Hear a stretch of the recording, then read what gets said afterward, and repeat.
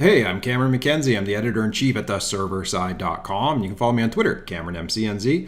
And I wanted to show you how the for each row programming activity works in UiPath Studio.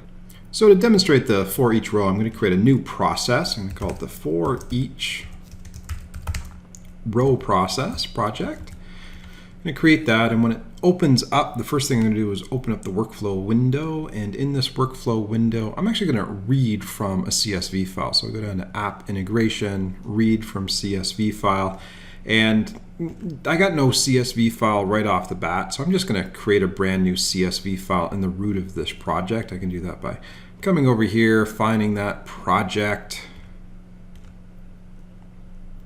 There's UiPath. That's where the tool stores everything for me. This is the for each row project. And in here, I'm going to create a brand new text file. And in this text file, I'm going to call it input file.csv. And that looks good to me. And that input file CSV, I'm just going to copy some values into it. There it is, open there. And these are just some of my favorite talk show personalities. And you'll notice that first name and last name are the names of the columns in this CSV file.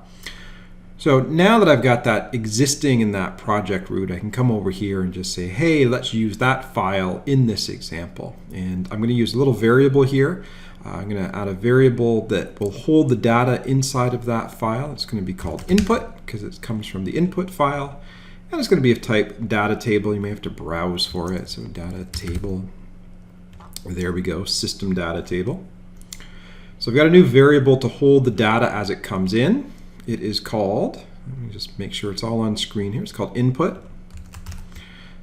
So when the data comes in from that file, it comes into the program, gets held as a variable called input, which is of type data table.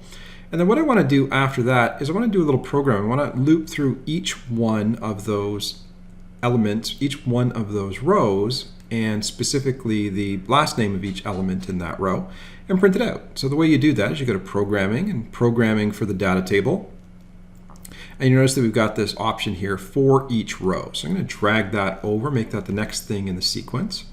And so it's for each row in what? And of course, each row in that data table that we've called input is what I want to do. I want to do something. So for each row in that field called input, I'm going to do something.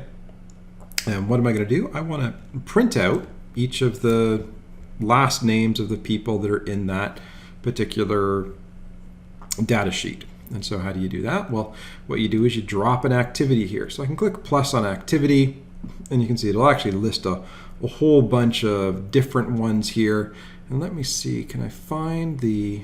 I can never find it, so let's go over here. Might be easier to just go over here. So what's available to me? I think I've got the good old system dialog, and there's my message box. I'm just going to drag that over here. Couldn't find it from the drop down. And what do I want to actually type in there? Well, what I'm going to do is I'm going to type out each of the last names of the people in that CSV file. So let me just take a look at that CSV file for a moment. There's the for each row. There's the CSV file. So I want to just display each of those names one at a time. And so what I do is I go into the message box and I say for each row, I want to find the first name property. And what I want to do is I want to get that as a string, and I want to print that out. And so again, we've got the names of things like, it's the, oh, actually I don't want first name, I want the last name.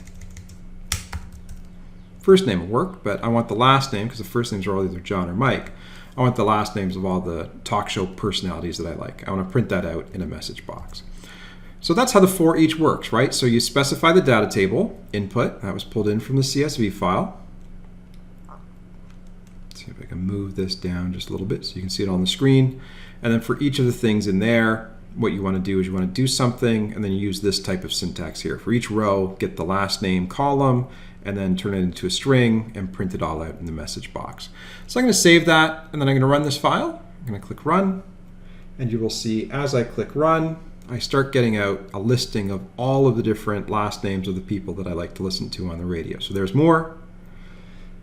Then there's Stafford, and there's Corin, and there is Bullard, and I click OK, and then there is Oakley, he's one of my favorites, Wilner, and I think you're getting the idea. There's Toronto Mike, shout out to Toronto Mike, and then finally John Tory, who's currently the mayor.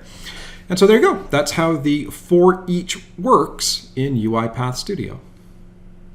And there you go. That's how the for each row in UiPath Studio works. If you enjoyed this tutorial, head over to theserverside.com. We've got lots of great tutorials on enterprise software development over there.